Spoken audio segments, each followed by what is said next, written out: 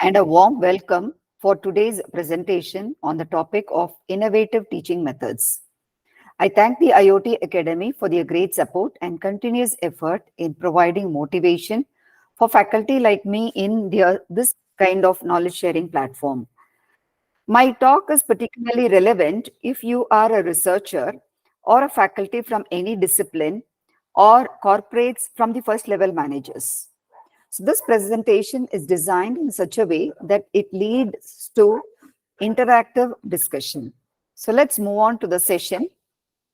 Happy to see you and thanks for your wonderful time.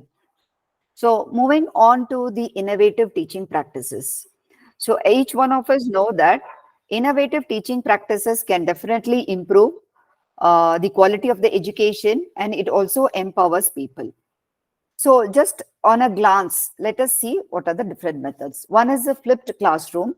I'm just generalizing and I'm going to tell you these methods. So in the flipped classroom, what happens is we don't, use it. Honestly speaking, Indians, we don't use the flipped classrooms except for IITs, IIMs, and very specific premier institutions. But if we are using it, then it will be very useful for the students where they can, prepare for class at home by watching the videos, researching online, whatever the links that you're sending to the students based on the researchers, or working on the content, you can share the content with the student. So this is one of the best innovative method, I should say, which most of us are not trying to use it, put it in use. The next one is the blended learning. Here, the students have more control over the time, place, because whenever they want, they can just open the notes and see. And, giving them a path and pace for instruction. So this will be very helpful for especially the slow learners. Then we have... Sorry to interrupt, ma'am. Ma'am, you have not yet started to share the screen, ma'am. Yeah, I will share it now. It was already shared. I thought entire screen. Yeah. So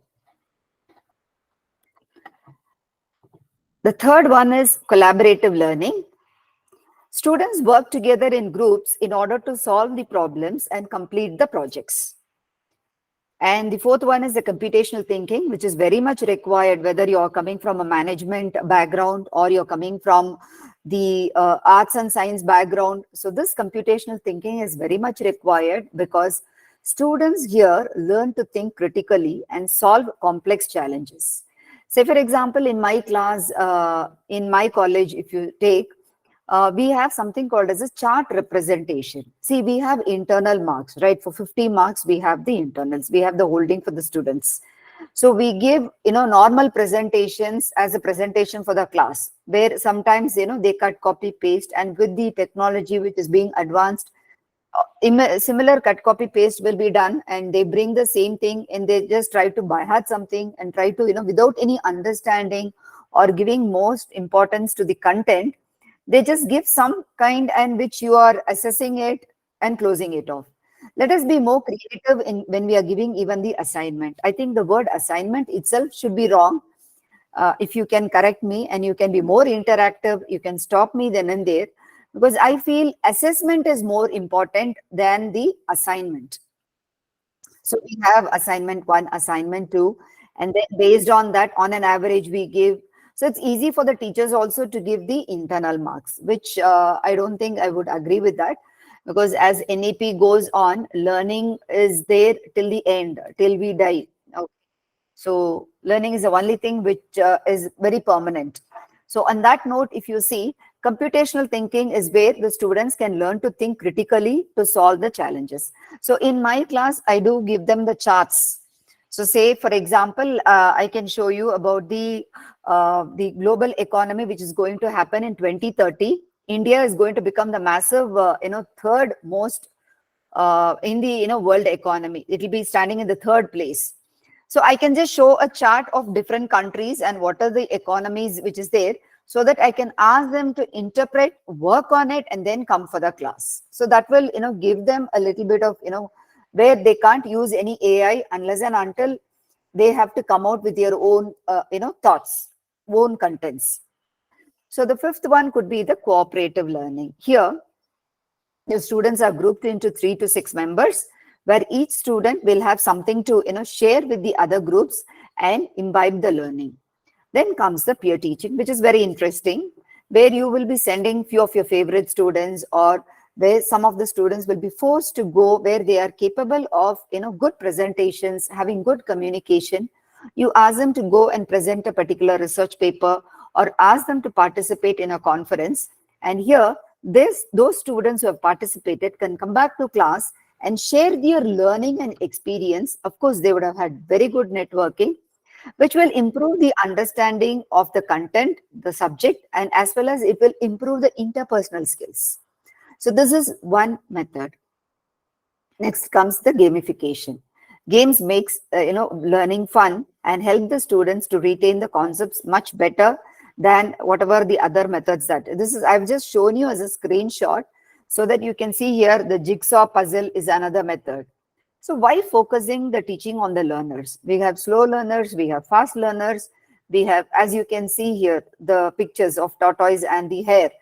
Different kinds of learning styles are there. I will be giving more importance to sensory, especially, intuitive kind of learning, whereas you all might, take care of the visual or the auditory or the kinesthetic, kind of learning style.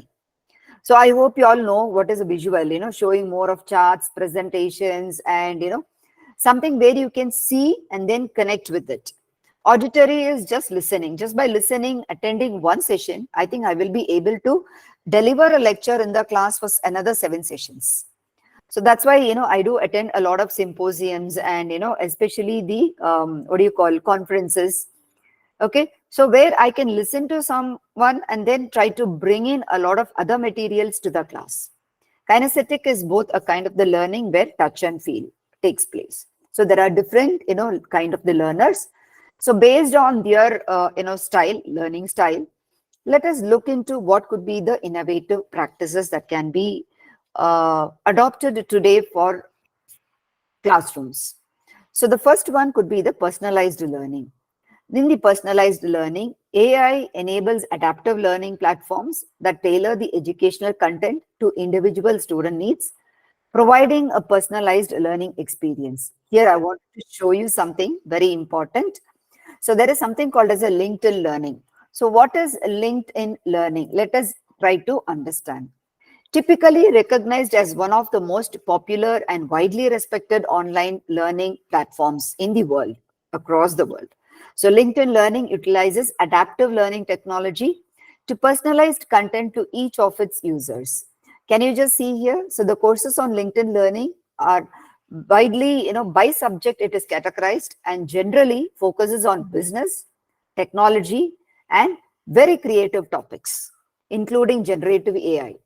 So despite this variety, the platform also approaches adaptive learning similarly across the topics, leveraging algorithms to first step, helping them to identify the likely matches for appropriate coursework, because you can only choose.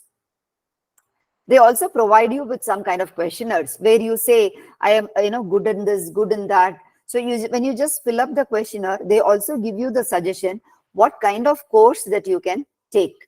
Okay, so this helps the students stay interested and engaged. LinkedIn Learning also tracks goals and automates reminders and suggestions that helps the students on track. So this is very helpful for keeping, to be on track for, the personalized training program. The next comes Rosetta Stone. How many of us are aware of this? You can just take a pic of this. Because I would like to tell what is Rosetta Stone, a very interesting, topic. I would say that Rosetta Stone, can you see here? If you just type it in Google, it will ask you for sign in. So I'm just showing you the screen also. I hope the screen is visible. So you can sign in here, log in with your login and password. So they give you a lot of discounts and, personalized learning. Can you see here bite-sized lessons available online, offline? Fully immersive environment for a long-lasting learning, leading speech recognition technology to perfect your accent, they give you. And Most of it is free for some time, and after that, say for 3 months they charge some $15 and lifetime subscription and all that. But apart from that, if you look into the success stories of Rosetta Stone, what happens? The people keep telling, I'm trying out Rosetta Stone to see if it will help out the correct grammar and conversation. So it helps you greatly in the communication, and it is very easy and it is also very effective. And they say that you can learn a lot of different languages, especially Spanish, French, any kind of the language. Also, it's easy to learn German. So if you're looking out, because today the world, I mean, we say pan India, but it is global, or it is completely global. So within a week I can already master the sentence structure and start learning the grammar with particles. So say for example, I'm just closing this, going back to the presentation. So going far from this, you can see in French, for example, bonjour, ça va, how are you? And small words, just we say for example, what is my name? Je m'appelle Rose Kavita. My name is Rose Kavita, and comment ça va? Hi, how are you? So it's easy to learn small phrases in French. So this has a great help. This you can introduce to your students so that they take a greater benefit out of this. So our duty as a faculty is to bring the awareness and try to be like a bridge between the students and the whatever the tools and the technologies which is coming across in today's scenario. So the next one is MaxSpace. I hope the name itself says MaxSpace. I will show you that also here. In a MaxSpace, what happens? Say, for example, this is MaxSpace. Again, you just got to create a login ID and password and say start free. I'm just showing it to you. I'm starting it free. So here I am a student, I'm a teacher. So you fill up all these things. And then what happens?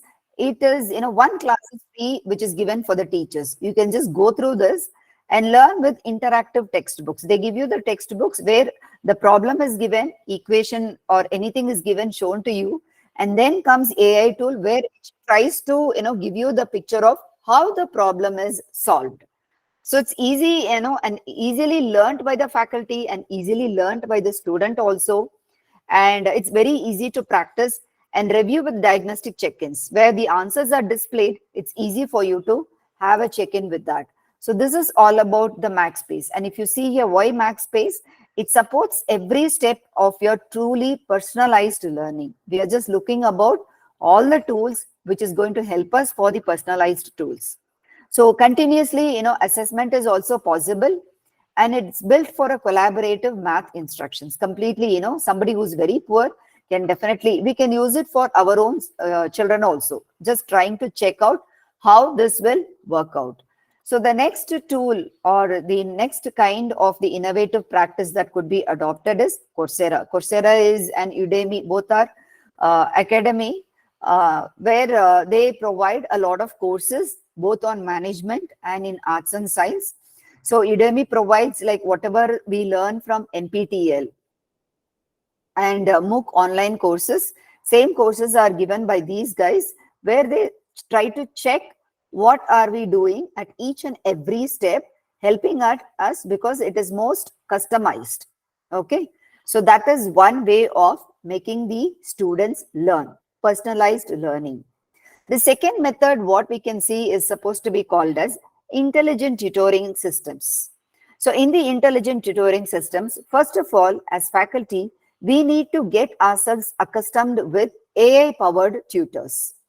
Madam, you're talking about something which I can't even imagine, or we don't have that kind of facility. That's fine. At least you can just Google what are the different AI tools, because a lot of seminars, webinars are happening on AI tools. And AI-powered tutors, if you see, they give you the real-time feedback and the assistant. I can give you one example here, which I've, I have it on my slide.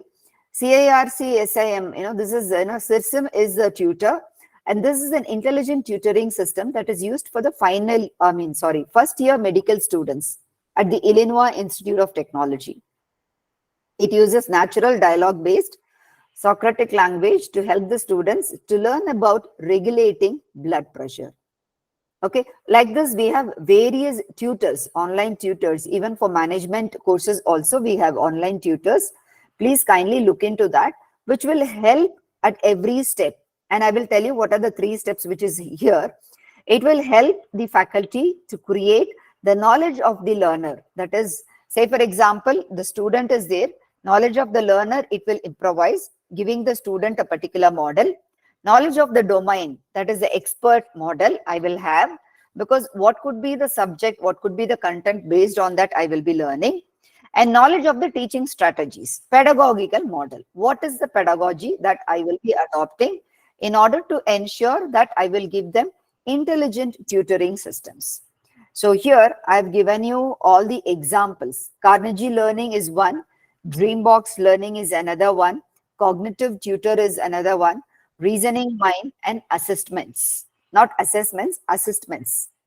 So this is like an auto tutor, and this helps the college students especially to learn about computer hardware, operating systems, and internet. For example, Dragoon we have, and this helps the students to construct mental models of circuits with nodes and relations.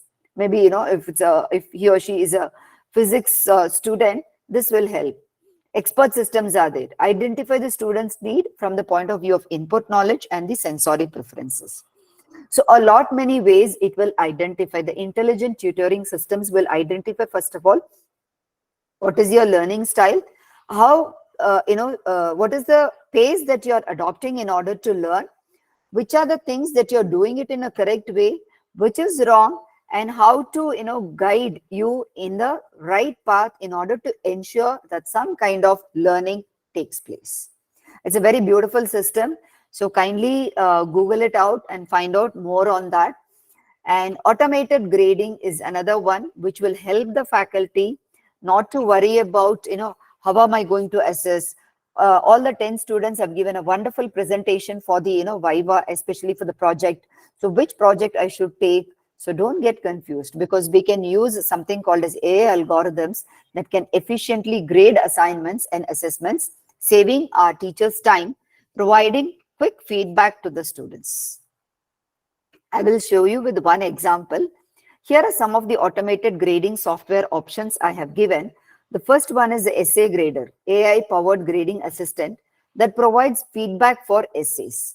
Then we have AI Paper Grader, combines machine learning with human understanding in order to assess the assignments. Okay, and AutoGrad, used over 100 institutions in 14 countries to grade CS courses. Okay, and Flubaru, free platform that grades. It's a completely free, where you can grade your online assignments for Google Forms and Sheets. Where I don't know how many of you are comfortable in using G Suite. If you're not started, please kindly start using the G Suite, which provides you n number of facilities for using your Canvas, your Kahoot, all your almost AI platforms and softwares, which provides to facilitate your teaching. Let us not get into the classroom mode of teaching, but because that is gone. Teacher-centered learning is gone. Now it is almost every learning is student-centered.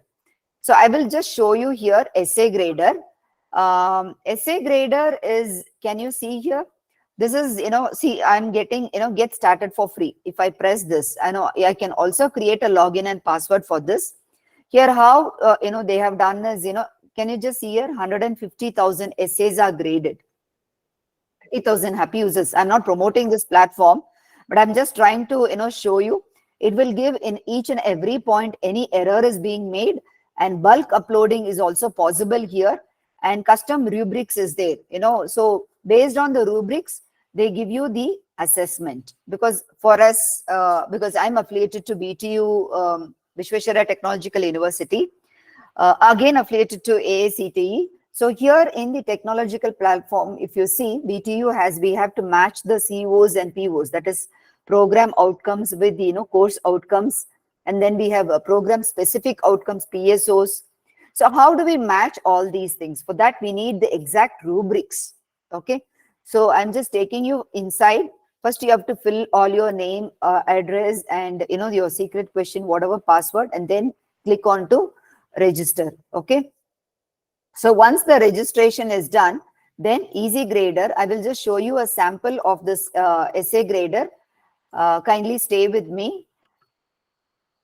So if I start doing this, okay, so grade the essays. So I can just show you now, get started for free.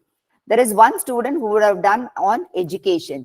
So how that, essay grader is being rated. Let us see. So I'm just clicking here, get started for free. And after filling all this, so I can show you one on essays, education, for example. And it will immediately show you what are the different, how many times the person has repeated certain words. And if there is any plagiarism, that is also it will display. And it will also display the number of errors, which is, there. And it will give you a grading, whether it is A grade, B grade, or C grade. So that's something which is very wonderful, because as you all can see, I'm showing you this screen also. This is from yesterday's Hindu. Generative AI will also create new job roles, and says the AICT chairman. Can you see here? So this has become a very big boom right now. So we have to upskill and reskill and learn as much as possible, especially, technology wise. As teachers, we need to upgrade ourselves, because he says that generative artificial intelligence will take away many jobs, but it will also create new job roles. So there is a need for continuous learning, upskilling, and reskilling. So this is what I was, talking to you. And the new education policy 2020 has laid a lot of emphasis on practical hands-on skilling. And on 22nd December, we have something, called as an MDP, Management Development Program, in our own college, and I'm the coordinator for that. So we have it on business analytics and intelligence, unleash the power of data. So this is all about the data analytics, data science, and intelligence. So as you can see, the AICT internship portal has 2 crore registered students with over 75,000 companies offering internships. So how are we guiding the students? In what way? What are the different methods that we are adopting in order to guide the students for their internships? Following its success, AICT also has created a placement portal, and more than 2,000 companies have already offered jobs. And in 2024, if you see, the placements will be taking place in colleges located in rural and tribal areas. This is a great challenge. And I also wanted to show you what could be the different methods. So one method I have shown you. The fifth one or the fourth one, this is automated grading we were talking about. So can you see here some of the other grading apps, which includes Canvas Teacher. Canvas Teacher is one which I use. It's very easy and user friendly. So you can grade the students based on their presentation skills and written communication. It is easy. A lot of tools I have given. Kindly go through that. PPT will be shared at the end of the session. Flexi quiz is also there, like, how we do it. How many of us do Mentimeter in the class? Mentimeter is one particular, tool which we can, find out in the class how many students are interested, say, for example, in digital marketing. So if you're using the technology and if you're, a techie, then the students will get that kind of interest in order to understand, because the world for them is the mobile. So in the mobile, they are able to see everything, learn everything, understand, correct, describe. So when this is the thing, then we have to update ourselves, which is very essential. The fourth one which I wanted to share is the data analytics. So here, AI processes large volumes of data to identify the patterns, helping the educators make more informed decisions. So this is one way, data analytics. Somehow we have to, upgrade. And when we are choosing the NPTEL course also, faculty members, kindly remember, please do not use what is the field. Say, for example, if I'm organizational behavior teacher, I should not learn something on OB, which I'm totally against. Okay, I'm totally against, because this is my personal opinion. I might be learning something deep. Say, for example, the theories, leadership theories, which I'm not aware of. But overall, if you see, it will not be that very helpful when I'm going to class. So what I would like to do is, I would like to learn something on generative AI. Let me just explore what is it. So though it is difficult, 2 or 3 members together, if you register, then it is very easy for you to do your assignments, submit the assignments, and just listen to the videos. And then it's a self-paced learning, of course, but it will be very useful rather than moving, shifting from your field to the other field.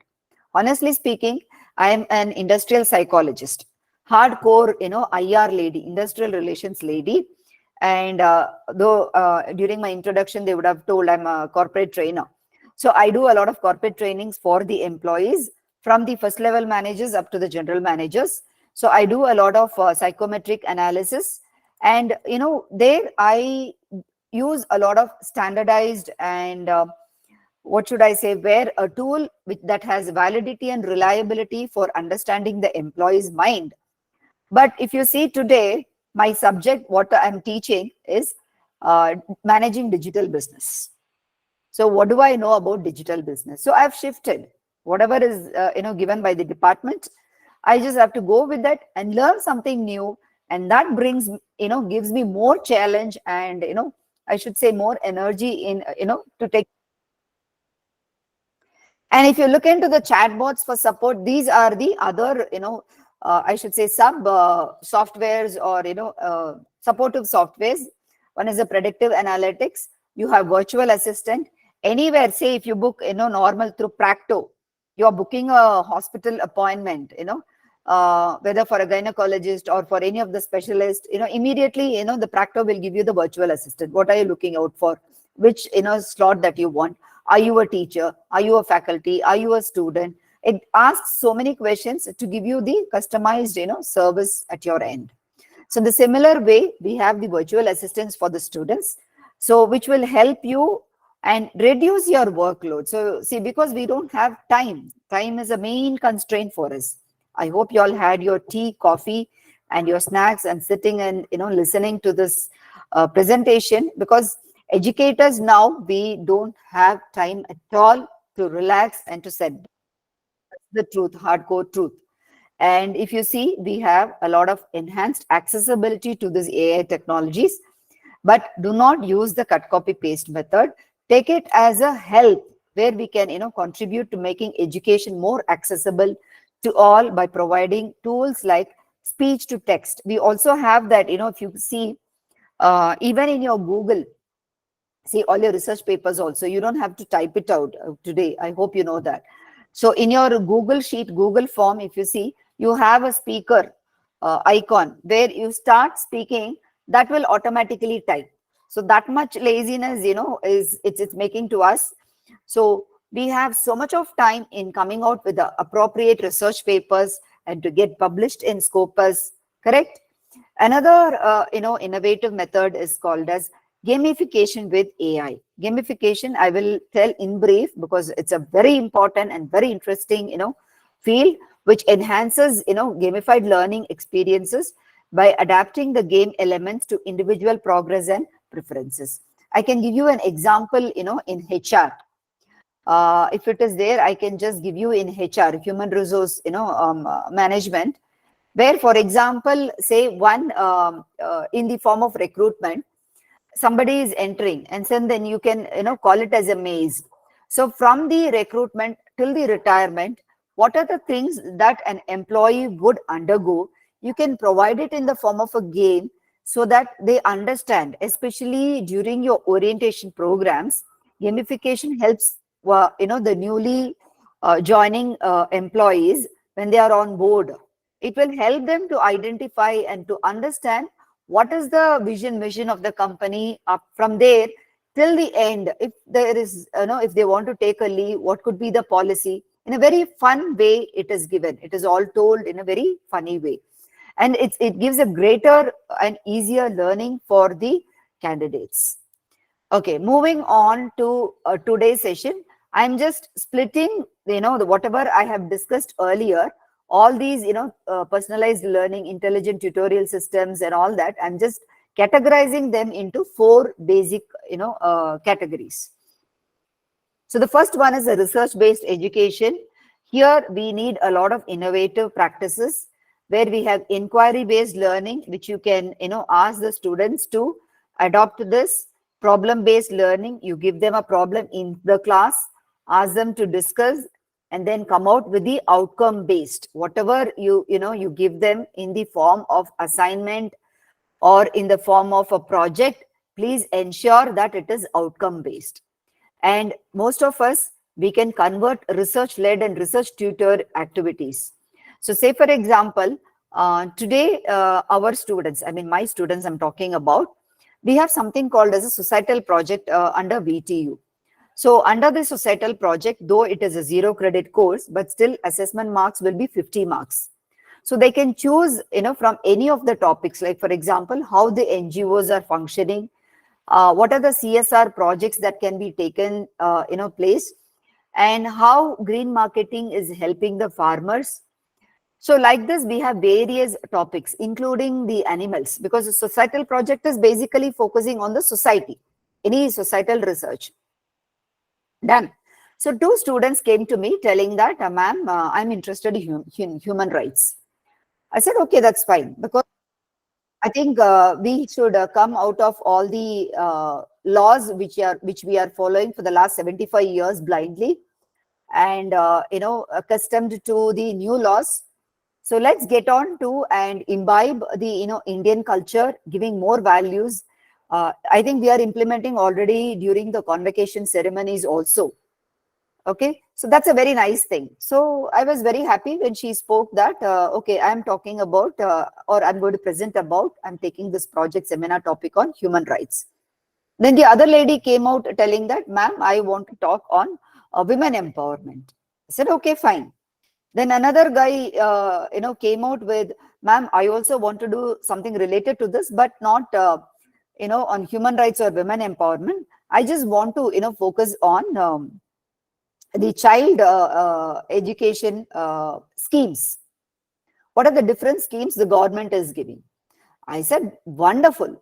Because all the three, if you see, I can take, if I want to prepare a Scopus research paper, I can take few topics from, or few content from the, human rights, then identify all that, and then give a brief intro on human rights, and then going in depth into the women empowerment, taking the second candidate's content, and then moving on to the third, content. I can give an elaborate, a script on how the government scheme is going to help them out. Can you see? All the three of us, plus me, four, as a guide, four of us, we can prepare a wonderful paper, Scopus research paper. Is it not? Paper is done. So if we are able to do this, I think we can do wonderful, methods, innovative methods in the class. See, all the four you can connect, and the cost of publication, please do not give for the private parties. Try to do it on your own, because Scopus, you can just download it, the list of the, Scopus research journals. And in that you have the free journals, like for example, clinical psychology. And there is one which I would like to share with you, textile industry, Asian textile industry. These are some of the free Scopus journals where you can publish. And honestly speaking, they have paid for me 600 rupees for writing the Scopus journal. I mean, research article for that particular journal. So something very nice, and where all the three of us. So in the textile industry, if you see, I can talk about the administrative task, how the textile industry is, going about it. So somebody coming telling that, madam, generative AI, I will also publish something. So I take the contents from 3 to 4 students, and all the 4 of us, coming out with the Scopus is a very wonderful, innovative, way where you can take it to your class. And then moving on to the next one, peer assessment. We have seen how the students can learn from each other, and case studies, wonderful case studies. Now coming to case studies, as you all can see in this particular slide, students' preparation for the micro research. Say, for example, you're giving a case study. I will tell you, Voltas makes a commercial refrigerators, which is all used by hotels, commercial kitchens, restaurants, etc. So these are all, customized according to the customer requirements, and the prices starts from 5 lakhs onwards. Okay. So as a marketing manager, how you will decide whether voltas should go for direct distribution or indirect distribution. Please recommend the method for voltas using or giving reasons for the same. Okay, now this is a small case study which I have shared with you. Kindly share like this similar cases to your students. First of all, we need to have identify all the companies, big companies, then small and medium sized companies, and then say cottage industries, anything. Just have a handful of cases with you, which is very easy for you to take it to the class and have a discussion then and there on the spot, and check how they are, the students, by grouping them, or two in a team, two as a team you can give them. So I can give you one more topic, let's discuss on that. So gamification is the need of the hour. Analyze this particular statement in the light of digital marketing. So how will you do it? So this is one, see, we have to give questions to the students in such a way that it is thought provoking, where they can't copy anything, though AA is there, they cannot copy the assignments. It should be in that way. So then we have, I have the other things also to discuss with you. So one is, research-based education, which I will be into this.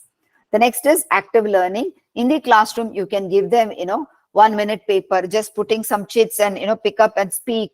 And then concept mapping is there. And then you have the fish bowl. All these things are there. And then we have something called as a critical thinking. So in the critical thinking, as I told you, making them to think on the spot. So we have certain, models, as you can see the slide: spider web model, Oxford style debating, scaffolding method. These three methods I will discuss, and I will try to give you few inputs how it can be taken to the class. And the last one is called as a self-directed learning. I think this is something similar to the personalized learning, which we had discussed earlier. So moving on to the last one is intercultural and inclusive education, because we have students from diverse backgrounds. So let's move on to the flipped classroom. I have already discussed. Here only one thing which I would like to stress upon is typical flipped classroom scenarios include either it is problem-based learning or team-based learning. Problem-based learning, say for example, if you're taking a paper of business law, take for example, Frank versus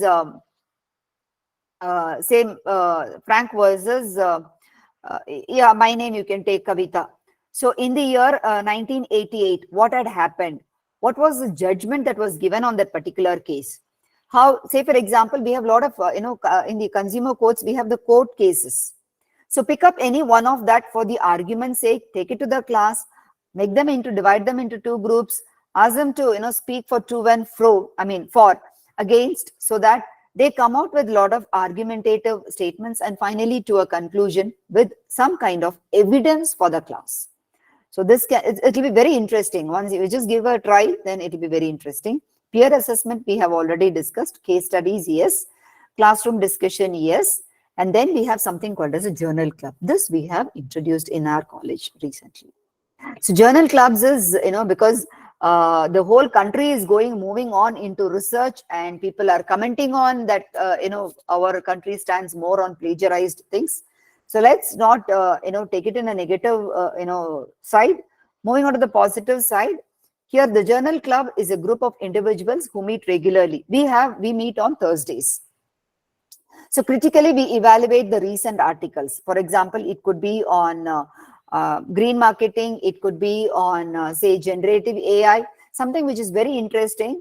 We pick it up and try to have a discussion and how best we can take that forward and come out with something extra where we can start researching. That is, we call it as a scope for research. If you could remember, for the PhD that we have done or our MPhil, the scope for the further research can be understood in the form of, when you're there as a member in the journal clubs. So here what happens, typically each participant can voice their views relating to several questions, such as the appropriateness of the research design. Because some of us may feel, what kind of research design this is, instead of quota sampling, they should have used strata sampling. Strata sampling is much better. Random sampling is much better. I don't think this is, this will be very helpful, useful. See, one student today, she was arguing with me on, madam, we should not, use the animals for testing. So we are using animals for testing because CUPA is not doing well, Blue Cross is not doing well. She started complaining on all that, and then we had a lot of arguments on that. This is something related to the animals, of course, but where the research paper is published in the journal of some animal research. Okay, and we also discussed on the statistics which is employed. And during the COVID, if you see in Bangalore, I'm talking about Bangalore, not on any other place. During the COVID, most of the street dogs were not receiving food. So what happened? Because all the mutton shops, everything was closed, right? So the police officers had taken such a great, massive work, which they have, and they have not only put food, but they have trained, they were able to train the Indian breed to do some work, to do some task. That was something, extraordinary. And this has been released in the press as per research. So what controls the appropriateness? That also could be researched. So journal clubs are very much used in the education of graduate and professional students. Please just give it a try. It will be very interesting for you. Then the sixth one, what we have is a think, pair, and share. First, make the students to think, then pair them into compare the responses. Once, if one is coming, you can just give them any problematic statement. Why now in everyday's newspaper we see, because Bangalore is a metropolitan city, we have a lot of issues. So any one problem I take, and then I give them to argue, and then compare their responses, and then pair certain, what they are trying to share with the entire class.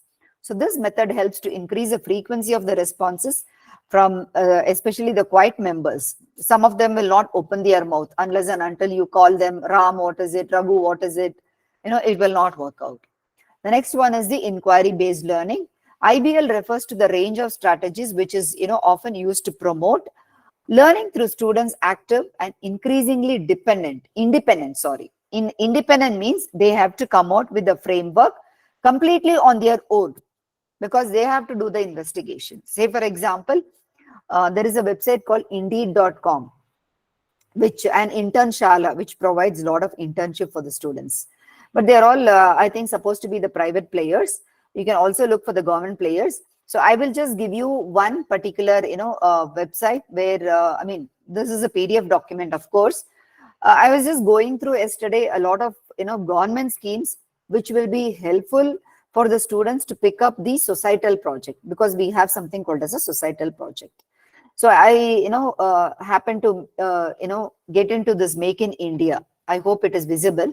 So Make in India is one of the, initiative. It was launched by, Government of India on 25th September 2014. All this is fine. But how many of them are placed in Make in India? How many of them have been benefited out of Make in India?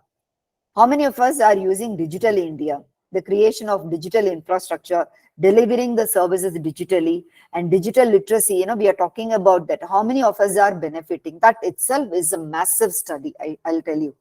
That itself is a massive study. And if you start segregating, demographic wise, for example, males, females, based on the education, so if you do, it is really a wonderful study. You can convert that again into a research paper. Can you see here, Digital India, Skill India, all this, some 337 schemes are being given by government, where they say, especially for few states, like for example, Haryana, a couple of schemes are more for that particular state in order to come up compared to the other states.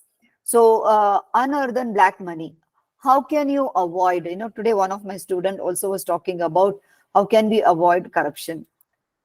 I don't have an answer for that, but disclosing black money, I think yesterday's news also, you all are aware, we are all aware of. So newspaper is one which gives us massive content. So apparently, please let us start using that statistics in order to ensure that we provide a problematic statement for the student. So Nam Gange is another one which I showed you. So inquiry based learning, ask them how you can clean Ganga, in what ways, how it can be maintained in a very clean way. just keep asking few questions. They will come out with certain ideas. So few of the army, I think some of them got stuck up in the tunnel. How in spite of advanced technology, how we were not able to do it in a shorter number of days compared to why did we take so many number of days in order to save them. So a lot of questions. I'm just asking you all to take up some societal, which is very current, and give them business groups, which is a cooperative learning technique consisting of the formation of small discussion groups with the objective of developing a specific task. Let them come out with ideas. Let them come out with a problem and let them only solve the problem. This is one. Team-based learning, very beautiful method. TBL, problem-based learning. I think we have already discussed, going on asking, if it is like this, what will be the outcome? If it is like this, what is the outcome? Going on asking them questions, one day or the other, or one class or the other, they will come out with some kind of solution, that's for sure. And research-led, we have seen already. Experiencing the research cycle also we have seen. Fishbowl is a very excellent method. Let me just explain this to you. Students asked to write down on cards, small cards, we just cut it, and then one question regarding, say for example, the course material. How can I, I'm handling managing digital business. So I'm going to talk about e-commerce. So especially some aspects of the material that they do not fully understand. So e-commerce, I don't know how many of us are so sure, so clear about the, content. So we will ask some questions to the students. Now students will deposit the cards with their questions in a fish bowl. Okay. And the teacher or the instructor, I will start drawing on the board. So it's like several of them will ask the class to answer them, and all the answers, or they will answer themselves. So this, I will write the answers. So this technique can also be understood by helping small groups of students who can engage in, classroom discussion while trying to answer the raised questions. Another technique, in the fishbowl, what happens is this facilitates a group discussion during the class. Even those ones which cannot even speak something, will start, what should I say, have the joy of coming out with few answers at least. So that there is, you have the inner circle and you have the outer circle. So inner circle of the students will engage in discussion, while the rest of the class either sits in the outer circle or remains with the regular seats and observe. They will be simply observing. Then we switch the students. That is also possible if you have time. Because here, for us, the class is 2 hours continuously. Because I'm handling a core paper, and it's a major paper, I should say. So in that particular case, I have 2 hours continuously. So I will have enough sufficient time to split. Don't ask me 2 hours how the students are really sitting. It is difficult, but as far as you keep entertaining them with knowledge and with your own skills, then I think it's not that, it's simple to, proceed with the class. So that is one method, fishbowl. And jigsaw, as in the beginning of the session, I told you, this is an active group organization model that, using the student-centered approach, supports peer teaching and cooperative learning. Students again are split into different groups, and they have to, each student will study certain topics. Okay. And then they will, come as an expert, as a lawyer kind, of arguing with certain materials. And they are free to, share their ideas, debate, very important. They have to debate on different views and teach each other in order to complete the particular task or the project. Okay. So this is another 1 minute paper. You put 2 to 3 minutes in a paper. You just give them few topics. Say for example, why, or let us not take politics. You can take anything related to SDGs, Sustainable Development Goals. We have 17 goals. Put it on them, ask them to find out a solution, a techno solution, for example, which is possible. Or in my class, if you see, we have something called as experiential learning, which also we are supposed to adopt and incorporate in our lesson plan. So if you look into the lesson plan, we have 50 sessions, correct? So if it is a 4 credit, then we are supposed to have 50 sessions. In that 50 sessions, 2 sessions will be on experiential learning. So in one experiential learning, what happens? I will show them something called as a TED Talk. So in the TED Talk about a particular person who has given knowledge or, shares his experience about, how do the Google helps. We have something called as a Google Cloud. In what way it helps us to grow, to learn, and improvise our tasks. So somebody is talking on that. I will show that video to them. So when I'm showing that video, they will, try. The visualization is being, created for them, and they learn much faster. And this is one way of experiential learning which I adopt. Another one, when I'm giving the, the so-called assignment, what happens? I will ask them to come out with their own, what do you call, uh, blogs. It's called as, the in the Google we have, we blog, their own blogs, or it is called as a V blog. Create a V blog for your own, any of the product which is interest to you. Say for example, I'm having this, paints. Which are the different paints and what is the speciality of the mixture? Because 2024 is supposed to be having a very good color in terms of advertisement, right? Can any one of you tell me which are the two colors which is more prominent in 2024? Anybody from the audience? You can just unmute and tell me. I can see the chat box. Yes. Yeah. Orange and red. That's a mixture, and that is the favorite color which is going to be there for 2024. So you can talk about that to the students. I have asked them to create the V blog, and based on how they are presenting the V blog, I will give them the assignment marks. And then also there is one more thing which I have done this time is the YouTube channel. In the YouTube channel, I will ask them to create for a particular product. Say, for example, imagine they are the owners of a business venture. So you are asking them to analyze and categorize the strength and capabilities of the different digital and social media platforms, which can help them in marketing their venture. Say, for example, I'm just showing you a product of a Fevicol. Similar to this, I'm coming out with something, different. Then how can I do this marketing? By creating a short YouTube video, YouTube channel, I should say, creating their own. And based on their presentation, based on the kind which the content, you can easily, assess them. These are all some of the innovative practices. A very simple one, which will reduce our own, thing also. At the same time, unless and until you have the box file which is ready, where you have prepared your lesson plan for all the 50 sessions, which has to happen, it's easy. Just like that, you can go to the class, make the class so interesting. And these are some of the methods which I wanted to share, what I'm, adopting. The next is the muddiest or the clearest point. So here, aim of this technique is to have the students themselves reflect on what they do and they don't understand. Some of the students don't get at all. So, and the next method is think aloud pair problem solving methods, TAPS. You can just Google it. In this student technique, students pair up with one another, another class member to engage in the problem solving. So we have academic debate, we have questionnaire preparing, then we have logical errors, asking them, the students, picking out the errors. You are deliberately making them to do some, errors in the class and then pointing out how the learning will happen. So that is one way of learning. And as I told you in the beginning of the, session, I will share with you the spider web model is nothing but one after the other, because this is more synergistic. Just giving them a particular topic here where actually that content, the topic will be very deep, and high level inquiry, will be led and assessed by the students themselves. They will only explore, they will only come out.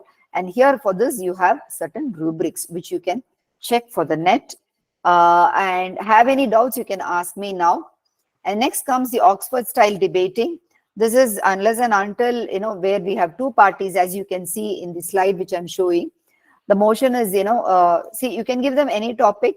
They should start debating from both positive sides and the negative sides. And what is more important is the evidence, the delivery method, and the content. And the last method could be the scaffolding method. Here, the teacher models and demonstrates how to solve a problem for their students. then the students try to solve the problem themselves by taking a step back, only giving support when needed. So this is another, very interesting method. Can you see here a lot of instruction scaffoldings are given, like classroom examples, whole classroom, how to scaffold. You just show them a lot of pictures, different colors, and ask them how it can happen. So experiential learning, I have shared my own experiences with you, how I do, and promoting student relationship and learning in intercultural teams. Finally, to conclude, my dear participants, we have the latest technologies. Chat GPT is there. Don't tell me, ma'am, it is just giving the materials. But inside, yes, again, we need to be more creative in order to use the Chat GPT also. A lot of seminars and webinars are coming. These are some of the generative AI tools I thought I'll share with you. Gboard is very useful. How many of us, have experienced? I don't know. And Synthesia. So here I just wanted, because I think this should be, very useful for you. I will show you something on Tome, Tome. This is an app. Don't tell me it is not that very great, but it will be useful, if you have the content for creating your PPT. So I had the content. So I just asked, Tome. This is a Tome app. As you can see, I can also, I think I will share it in the chat box. I'm opening the chat box and I'm sharing it. So I will share it 1 minute. I'm sharing the link also. This is one for the adaptive learning. And this is another one link I'm sharing for the Tome, which I spoke to you right now.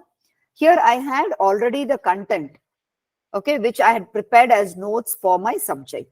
So a little bit of the content I gave, differentiating societal or social and digital economy. Both economies are completely different. So immediately the Tome app, this is actually free. I think 30 presentations, something it's free for you. So what is social economy? Economic activities that prioritize social and environmental goals over profit. This includes organizations such as cooperatives, non-profits, and enterprises. Very, very apt. Right to the content, it gave me, this kind of PPT. With this, you can see such beautiful, the slides. Economic activities that are based. You can also, can you see here, you can share. You can share this by creating a link. You can copy the link. Directly, you can take the link to the class and open and show it to the students. Because this also needs some kind of additional inputs, that if you have the content, then it will create. Otherwise, if you just simply type the topic, it will give you few, contents. But you have to incorporate more, keep on asking and then trying to, include more and more slides. So here I have the characteristics of the digital economy. As you can see, examples of digital economies, which is all given by, and it also gave me an example, very beautifully. It said, Amazon, Google, Uber, these are the key aspects and characteristics of the digital economy because they are all using. So with the examples, it gave me a wonderful, this is, Tome app. Okay. So up to 30 presentations, it is very useful. This is the gamification which I was talking to you about. Very beautiful, in the form of games. So there are various games for this, which we can use it for educational purposes. Kindly have a look into that and, provide your feedback about this presentation when you feel, and try to listen as much as possible to all the IoT Academy's presentations, which is, continuous. They are doing a massive work, very beautiful work, in a very logical sequence way. For example, ITCT tools, they were doing it for one season, and now they are doing on innovative technologies. So I have given few insights, inputs on innovative technologies. Hope the session was useful. And thank you, participants, for your valuable time. And thank you, IoT, for providing me an opportunity to express my views, and wish you all a very happy and prosperous new year.